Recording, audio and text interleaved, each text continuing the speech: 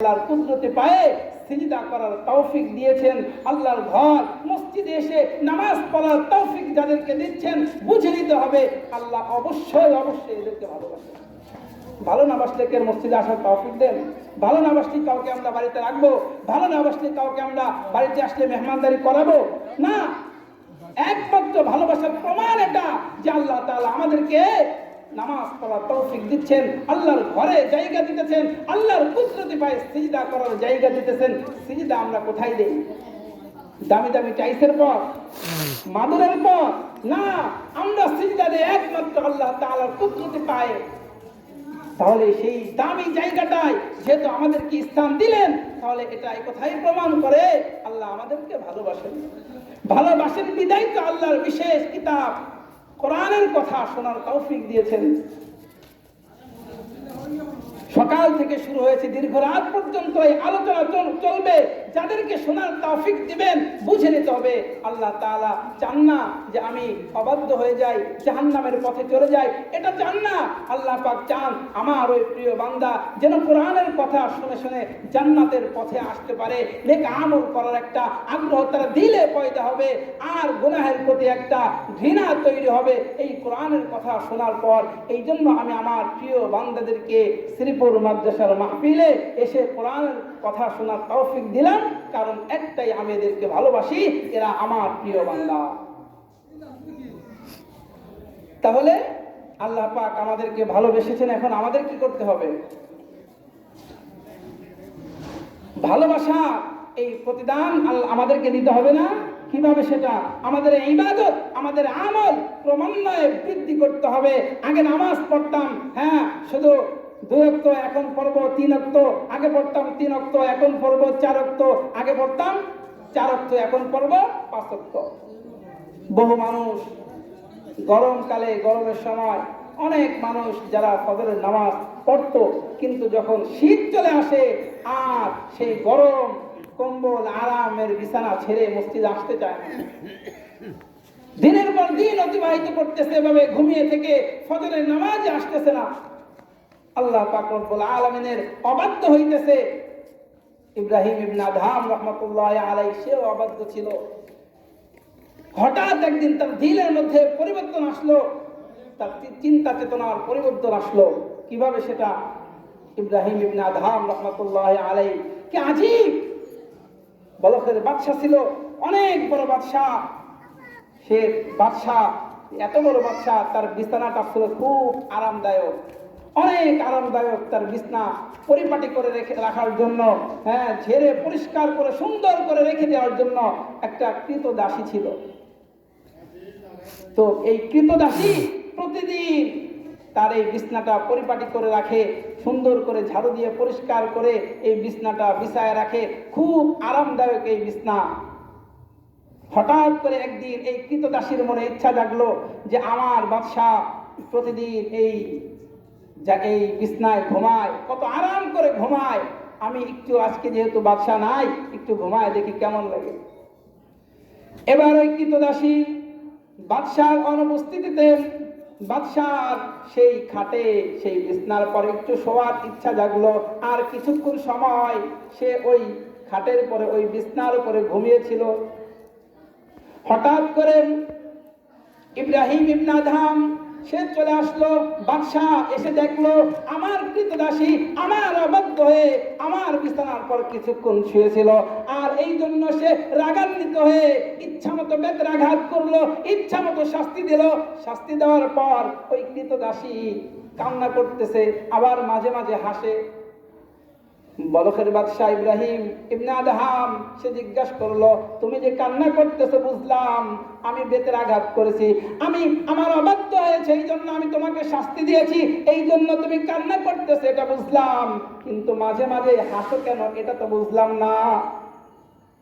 ওই কৃতদাসী এবার জবাব দিচ্ছে, আমি মাত্র কয়েক মিনিট আপনার বিছনার পর অবাধ্য হয়ে ঘুমানোর কারণে আপনি আমাকে ইচ্ছা মতো শাস্তি দিলেন, অথচ আপনার সৃষ্টিকর্তা ওই রবের অবাধ্য হয়ে প্রতিদিন এই বিছনায় ফজরের নামাজ না পড়ে শুয়ে থাকেন।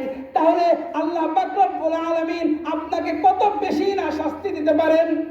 আমি একবার অবাধ্য হয়েছি, এই জন্য ইচ্ছা মতো শাস্তি দিলেন, বেতের আঘাত করলেন, আর আপনি দিনের পর দিন, সপ্তাহের পর সপ্তাহ, মাসের পর মাস আপনি আপনার সৃষ্টিকর্তা আল্লাহর অবাধ্য হয়ে ফজরের নামাজ না পড়ে শুয়ে থাকেন, তাহলে আল্লাহ কত বেশি শাস্তি আপনাকে দিতে পারে। তার দিল পরিবর্তন হয়ে গেছে, আর এখন সে সিদ্ধান্ত গ্রহণ করলো, আমি আমার রাজত্ব, আমি আমার বাদশাহী সব ছেড়ে দিয়ে সেই বরফের বাদশাহ ইব্রাহিম ইবনে আদহাম সে চলে গেল জঙ্গলে, আর জঙ্গলে গিয়ে ইবাদত করতে করতে করতে করতে তার জীবনটা এইভাবেই পার করে দিচ্ছে। তার দিলের মধ্যে পরিবর্তন চলে আসছে যে আমি কি করে আল্লাহর অবাধ্য হয়ে ফজরের নামাজ না পড়ে শুয়ে থাকি। বহু মানুষ শ্রীপুর কেন সারা বাংলাদেশের গরমের সময় ফজর পড়তে থেকে কিন্তু শীতের সময় আর ফজরের সময় মসজিদে আসে না। যেই ব্যক্তি ফজরের সময় মসজিদে আসলো না, ওই ব্যক্তির যদি কোনো চাকরির ইন্টারভিউ থাকে বা তার সে যে চাকরি করতেছে তার ডিউটির টাইম যদি থাকে ওই ফজরের সময়, তাহলে ঠিকই উঠে যাবে। কিন্তু আল্লাহ ডাকে সাড়া দিল না কেন, ফজরের সময় উঠলো না কেন? কারণ একটাই, চাকরির প্রতি তার গুরুত্ব আছে, ব্যবসার প্রতি গুরুত্ব আছে, তার ইন্টারভিউর প্রতি গুরুত্ব আছে, তার পরীক্ষার প্রতি গুরুত্ব আছে, এই জন্য উঠে যায়। আর আল্লাহর প্রতি গুরুত্ব না থাকার কারণে সে ফজরের সময় শুয়ে আছে। শুয়ে থাকা তো এটাই প্রমাণ করে যে সে আল্লাহর ডাকে সাড়া দিল না কেন, যে আল্লাহ ডাকুক বা না ডাকুক আমার কি যায় আসে, এই জন্য সে ঘুমায় আছে, কোনো গুরুত্ব দিচ্ছে না। বা অনেক মানুষ নামাজ পড়লেও একটা গুরুত্বহীনতা কাজ করে, একটা অস্থিরতা কাজ করে, মসজিদে আসে যে ইমাম সাহেব তাড়াতাড়ি নামাজ পড়ে না কেন, কোনোভাবে মসজিদ থেকে চলে যেতে পারলেই বাসে। সারা সপ্তাহ নামাজ পড়ে নাই, শুক্রবার জুমার দিন নামাজ না পড়লে বাবা কি বলবে, নামাজ না পড়লে মা কি বলবে, সমাজের মানুষ কি বলবে, যে নামাজ তো পড়োই না, জুমার দিনে পড়তেছে না। এই জন্য কোনো মতে মসজিদে আসার পর মানুষের সঙ্গে সে গল্প গুজব শুরু করে দিয়েছে, অস্থিরতা, কেন তাড়াতাড়ি নামাজ পড়ায় না। সব অস্থিরতা কাটানোর জন্য শুধুমাত্র কয়েকটা সুন্নাত যদি আমরা মানি, তাহলে এই অস্থিরতা দূর হয়ে যাবে। হয় না এমন? মসজিদে ঢুকলেই তাড়াতাড়ি পড়লেই বাসি, গরমের দিনে এত গরম, ইমাম সাহেব দেরি করতেছে, তাড়াতাড়ি পড়ায় না কেন?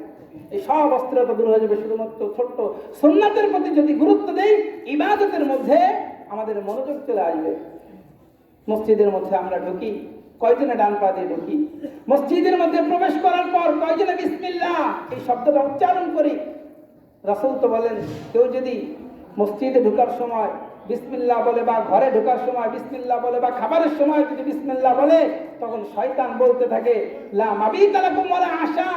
এই ব্যক্তি ঘরে ঢোকার সময় সে বিসমিল্লাহ বলল, এই ব্যক্তি খাবার খাওয়ার সময় বিসমিল্লাহ বলল, শয়তান তখন বলতে থাকে আমি আর রাত যাপন করার স্থান পেলাম না, খাবার গ্রহণ করার কোনো সুযোগ পেলাম না, কেননা এই ব্যক্তি আল্লাহর নাম উচ্চারণ করেছে। শয়তান ওয়াসওয়াসা দিতে পারে না। আমি আপনি যদি মসজিদে ঢুকি বিসমিল্লাহ বলে, শয়তান ওয়াসওয়াসা দিতে পারবে না, কুমন্ত্রণা দিতে পারবে না। এই জন্য কি করতে হবে? ওই নামাজের মধ্যে অস্থিরতা দূর করার জন্য, শয়তানের ওয়াসওয়াসা থেকে বাঁচার জন্য আল্লাহর নাম উচ্চারণ করতে হবে, বিসমিল্লাহ করতে হবে। এরপরে মসজিদে ঢোকার দোয়া আল্লাহুম্মা আফতাহ লি আবওয়াব রাহমাতিক, এরপরে সাল্লাল্লাহু আলা। আল্লাহ পাক যদি আমাদেরকে ভালো না বাসতেন, তাহলে আল্লাহর এই বিশেষ কিতাব কোরআনের কথা, রাসূলের হাদিসের কথা আমাদেরকে শোনার তৌফিক দিতেন না, সাময়িক এই জান্নাতের বাগানে আসার তৌফিক দিতেন না। এই জন্যই তো মালিক ইবনে দিনার রাহমাতুল্লাহি আলাইহি তার কৃত দাসী বারবার চিৎকার করে কথা বলতেছিলেন যে আল্লাহ তুমি আমাকে ভালোবাসো, তুমি আমাকে ভালোবাসো। এই মালিক ইবনে দিনার রাহমাতুল্লাহি আলাইহি বাগদাদের একটা মসজিদের মধ্যে তিনি অবস্থান করতেছিলেন। বাগদাদের সব মানুষ বৃষ্টি না হওয়ার কারণে কান্নাকাটি করতেছিল, আল্লাহর কাছে ফরিয়াদ করতেছিল, আল্লাহ বাগদাদের মধ্যে আপনি বৃষ্টি দেন। বৃষ্টি না হওয়ার কারণে তৃষ্ণার্ত ছিল সব মানুষ, কান্নাকাটি করে আল্লাহর কাছে দোয়া করতেছিল। সকাল থেকে সন্ধ্যা পর্যন্ত দোয়া করতেছেন, আল্লাহ পাক কারো ডাক শুনতেছে না। হঠাৎ মালিক ইবনে দিনার রাহমাতুল্লাহি আলাইহি বাগদাদের মসজিদের কর্নারে তাকায় দেখে জীর্ণ শীর্ণ একটা গোলাম আল্লাহকে বলতেছে, আল্লাহ তুমি এখন বৃষ্টি দেবা। এই যে শব্দটা বললো আল্লাহ তুমি এখন বৃষ্টি দিবা, একথা বলতে দেরি আল্লাহ ওই আপনার আকাশে মেঘের আওয়াজ হতে দেরি হলো না, সাথে সাথে মেঘের আওয়াজ, পর্যাপ্ত পরিমাণে বৃষ্টি হলো। এই আজীব দৃশ্য দেখে মালিক ইবনে দিনার রাহমাতুল্লাহ আলাইহি সে তার ইচ্ছা জাগলো যে এই গোলামটাকে আমি ক্রয় করব। এবার মালিক ইবনে দিনার রাহমাতুল্লাহ আলাইহি জীর্ণ শীর্ণ সেই গোলামের মালিকের কাছে গেল, যাওয়ার পর বলতেছে তোমার ওই গোলামটা আমি ক্রয় করতে চাই। ওই গোলামের মালিক বলতেছে আমার এই গোলাম সে তো কোনো কাজ করতে পারে না, খুবই হালকা, ভারী কোনো কাজ করতে পারে না, তাকে দিয়ে তেমন কোনো কাজ করানো যায় না, এই জীর্ণ শীর্ণ হালকা হ্যাংলা এই গোলামটা কি জন্য ক্রয় করবা? কোনো কথা নাই, আমি গোলামটা ক্রয় করতে চাই। ঠিক আছে, গোলামের সাথে কথা বলা হলো। গোলাম সে মালিক ইবনে দিনার রাহমাতুল্লাহ আলাইহিকে শর্ত জুড়ে দিল আর বলতেছে আপনি আমাকে ক্রয় করতে পারেন, কোনো অসুবিধা নাই, তবে আমার একটা শর্ত আছে, আমাকে দিয়ে আপনি যত কাজ করাবেন, আমাকে দিয়ে আপনি যত কাজ নিতে চান সব কাজ করতে রাজি, কিন্তু রাতের বেলায় আমার দ্বারা কোনো কাজ নেওয়া যাবে না। শর্ত জুড়ে দিলেন যে রাতের বেলায় আমাকে দিয়ে আপনি কোনো কাজ করাতে পারবেন না। মালিক ইবনে দিনার রাহমাতুল্লাহ আলাইহি শর্তে রাজি হয়ে সেই হ্যাংলা গোলামটাকে ক্রয় করে বাড়িতে নিয়ে গেলেন।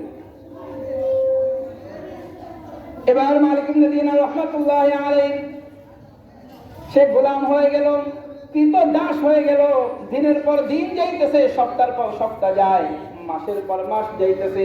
হঠাৎ কোন একদিন মালিক ইবনে দিনার রাহমাতুল্লাহ আলাইহি রাতের বেলায় তার অন্তরে ইচ্ছা জাগলো ওই যে গোলামটা আমি ক্রয় করলাম সে যে আমাকে শর্ত জুড়ে দিয়েছিল, ক্রয় করার সময় আমাকে শর্ত দিয়েছিল রাতের বেলায় কোনো কাজ নেওয়া যাবে না। মালিক ইবনে দিনার রাহমাতুল্লাহ আলাইহি বললেন কি জন্য এই শর্ত জুড়ে দিল, রাতের বেলায় কোনো কাজ নিতে না কেন নিষেধ করেছিল আমি জানতে চাই, আমি একটু গিয়ে দেখতে চাই যে এই গোলাম রাতের বেলায় কি করে, আমি একটু দেখতে চাই। মালিক ইবনে দিনার রাহমাতুল্লাহ আলাইহি এবার ওই গোলামের ঝাপটি ঘরের কাছে গেলেন, জানালার ছিদ্র দিয়ে তিনি তাকালেন আর তিনি দেখতে পেলেন সেই গোলামটা সিজদারত অবস্থায় বারবার আল্লাহ তাআলাকে ডেকে বলতেছে আল্লাহ তুমি আমাকে ভালোবাসো, তুমি আমাকে ভালোবাসো, বারবার বলতেছে আল্লাহ তুমি আমাকে ভালোবাসো। এতবার বলতেছে মালিক ইবনে দিনার রাহমাতুল্লাহ আলাইহি বিরক্ত হয়ে গেল আর গোলামকে ডেকে বলতেছে গোলাম কি ব্যাপার, আল্লাহ যে তোমাকে ভালোবাসে তুমি কেমনে বুঝলা? আল্লাহ তোমাকে ভালোবাসে এটা কেন তুমি বারবার বলতেছো? এই যে আমরা এখানে যারা আছি কেউ কি জানি আল্লাহ আমাকে ভালোবাসে? আমরা কি বলতে পারবো যে আল্লাহ তুমি আমাকে ভালোবাসো? বলতে পারবো? হ্যাঁ, এটা বলা যায় যে আল্লাহ আপনি আমাকে ভালোবাসেন, আপনি আমাকে ভালোবাসেন, এই শব্দ উচ্চারণ করা যায়, কিন্তু আল্লাহ তুমি আমাকে ভালোবাসো নিশ্চিত ভাবে কে বলতে পারবে? এটা ওই গোলাম নিশ্চিত ভাবে বলতেছে আল্লাহ তুমি আমাকে ভালোবাসো। মালিক ইবনে দিনার রাহমাতুল্লাহ আলাইহি বিরক্ত হয়ে বলতেছে কেন তুমি এই কথাটা বলতেছো? এবার ওই গোলাম জবাব দিচ্ছে যে আল্লাহ পাক যদি আমাকে ভালো না বাসতেন, আল্লাহ পাক যদি আমাকে মোহাব্বত না করতেন, ভালো যদি না বাসতেন, তাহলে আল্লাহ পাক রব্বুল আলামিন তার কুদরতি পায়ে সিজদা করার তৌফিক আমাকে দিতেন না। আল্লাহু আকবার বলেন না। যদি আপনার অপ্রিয় অপছন্দনীয় যাকে আপনি ভালোবাসেন না, মহব্বত করেন না, বিরক্ত লাগে যাকে দেখলে, ওই ব্যক্তি যদি আপনার বাড়ি থাকতে চায় থাকতে দিবেন? বাড়িতে জায়গা দিবেন? দিবেন না। পক্ষান্তরে কেউ যদি আপনার বাড়িতে আসে যার কথা যার চেহারা যে ব্যক্তি আপনার কাছে পছন্দনীয় প্রিয়, ওই ব্যক্তি যদি আসে পর্যন্ত বাড়ানো হয়, এটা এই কিতাবের কোথাও লেখা নাই। যেহেতু ওই নবীর উম্মতের এই বিশেষত্ব রয়েছে, যেহেতু ওই নবীর উম্মত এক রাতে ইবাদত করলে এত বেশি নেকি অর্জন করতে পারে, যেহেতু ওই নবীর উম্মত একটা নেক আমল করলে 10 থেকে 700 গুণ পর্যন্ত নেকি অর্জন করতে পারে, সেই নেকি অর্জন করার জন্য আল্লাহ আমি ওই বিশ্ব নবীর উম্মত হতে চাই। আল্লাহু আকবার বলেন না। তাহলে নবী পর্যন্ত এই নবীর উম্মত হতে চাইছে, শুধুমাত্র এই নেকি অর্জন করার জন্য অল্পতেই আল্লাহ তাআলা আমাদেরকে এত বিশাল নেকি দিতেছেন। একবার আল্লাহু আকবার বলবে, সুবহানাল্লাহ বলবে, সীমাহীন নেকি আল্লাহ তাআলা আমাদেরকে দিবেন। কেননা এই ছোট্ট ছোট্ট শব্দের যদি আমরা অনেক নেকি অর্জন করতে না পারি, তাহলে অনন্তকালের জান্নাতের এই বালাখানা কিভাবে আমরা ক্রয় করব? অনেক তো নেকির দরকার। চট্টগ্রাম শহরে যদি 1 মাস বাসা বাড়িতে থাকতে চান তাহলে কত টাকা গুনতে হয়, আর যদি 1 বছর থাকতে চান তাহলে আরো কত টাকা গুনতে হয়, আর যদি স্থায়ীভাবে কিনে নিতে চান তাহলে আরো অনেক অনেক লাখ লাখ টাকা দরকার, কি বলেন তাই না? তাহলে অনন্তকালে সেই জান্নাত ক্রয় করতে গেলে আমাদের সেই কত বেশি নেকি দরকার। এই জন্য ছোট্ট ছোট্ট শব্দের মধ্যে, আল্লাহ পাকের প্রশংসার মধ্যে আল্লাহ সীমাহীন নেকি আমাদেরকে দিবেন।